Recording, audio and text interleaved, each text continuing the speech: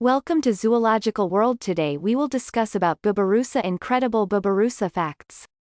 There are 4 species of Babarusa. The tusks on the upper snout of this animal are actually canine teeth that have grown up and broken through the skin. These swine live in swamps and in rainforests near rivers. These mammals communicate with one another by grunting, growling, and chattering their teeth. Scientists are not certain regarding the true purpose of a male Babarusa's tusks. Babarusa appearance and behavior. Babarusas have brown or grayish skin with a sparse amount of hair on their body.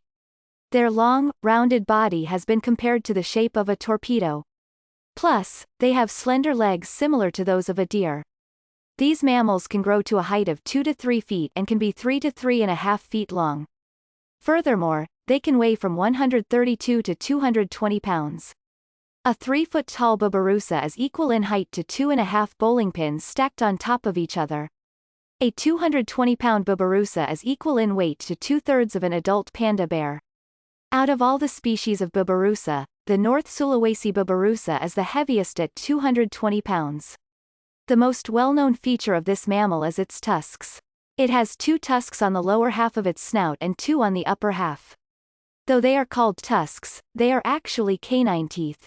On its upper snout, the Babarusa's canine teeth grow, break through the skin and curve upward and back toward the Babarusa's eyes. In fact, these curving teeth, tusks, can grow so long, they can actually penetrate the skull of this animal, eventually causing death. Babarusa Habitat. They live on islands in Indonesia including Togian, Sula, Buru, and Sulawesi.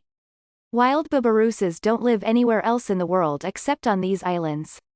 These mammals live in a moist, tropical climate in swamps and in rainforests, near rivers. They take shelter in the underbrush and in canebrakes. These swine roll around in the mud in order to cool themselves in this humid climate. This is also an effective way to get rid of any parasites on their skin. Another interesting behavior of these swine is called plowing. A male Babarusa lowers itself to its knees and pushes its nose through the sandy ground.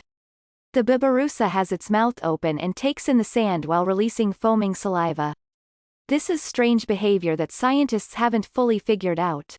But they think plowing may be a way for a Babarusa to mark its territory with its scent. What does a Babarusa eat?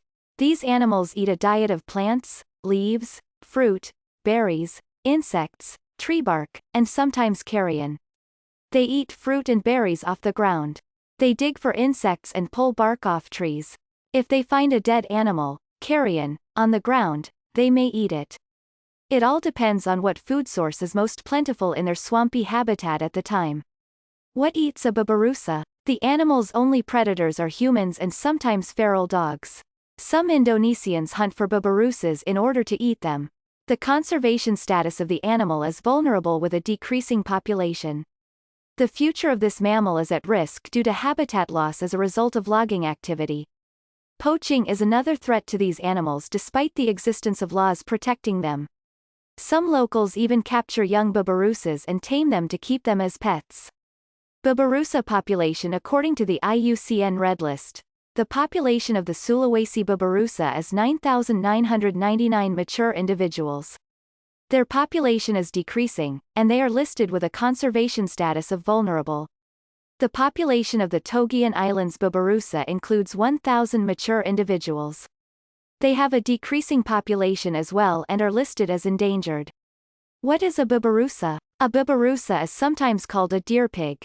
This is because they have the appearance of a swine or pig, along with tusks that have been compared to the antlers of a deer.